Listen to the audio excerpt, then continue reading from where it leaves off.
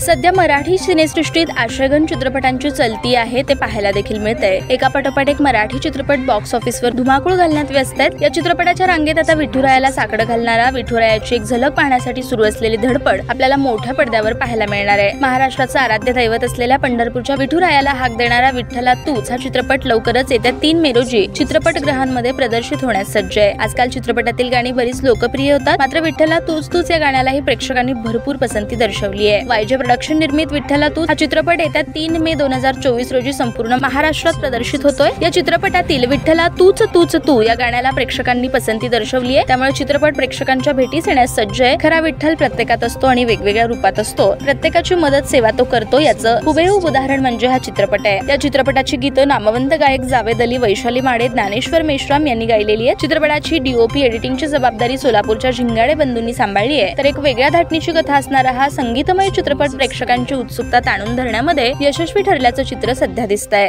प्रेक्षकांना मी हे आवाहन करेल, आमची पूर्ण टीम कडून, की हा चित्रपट 3 मे 2024 रोजी तुम्ही स्वतः आणि तुमच्या कुटुंबाला घेऊन या।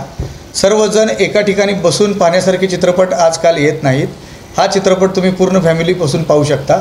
टोटल एंटरटेनमेंट आहे।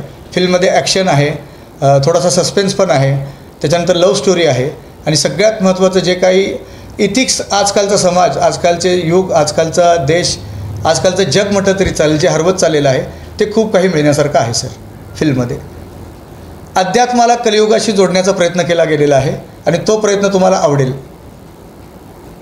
युवा पिढीसाठी सध्या जे भरकटच झाली आहे, म्हणजे इलेक्ट्रॉनिक्स मीडियाकडं किंवा जे मोबाईलकडं किंवा ह्याच्याकडं जे भरकटच झाली आहे युवा पिढी, त्याच्यासाठी म्हणून तुम्ही काय चित्रपटातून काही संदेश इथून पुढच्या काळात देऊ इच्छिता का, किंवा जर तसं करणार असेल तर त्याचं काय तुमचं आहे काय प्लॅन?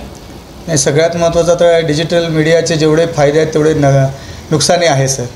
हे आपण ठरवायचं की आपण ना तो राजहंस पक्षासारखं पाणी प्यायचं का त्यातलं घाण प्यायची, त्याच्या पद्धतीने आहे सर।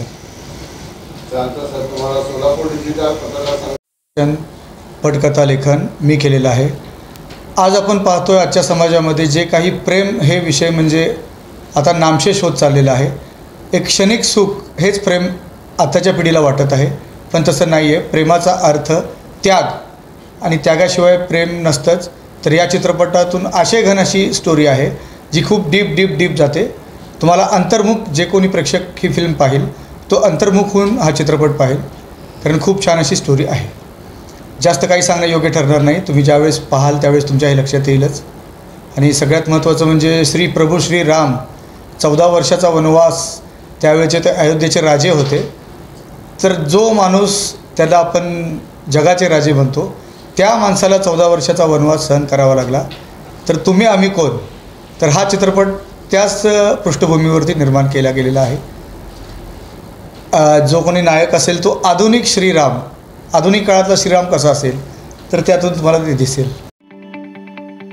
ताज्या बातम्या पाहण्यासाठी प्राईम महाराष्ट्र न्यूज चॅनलला सबस्क्राईब करा।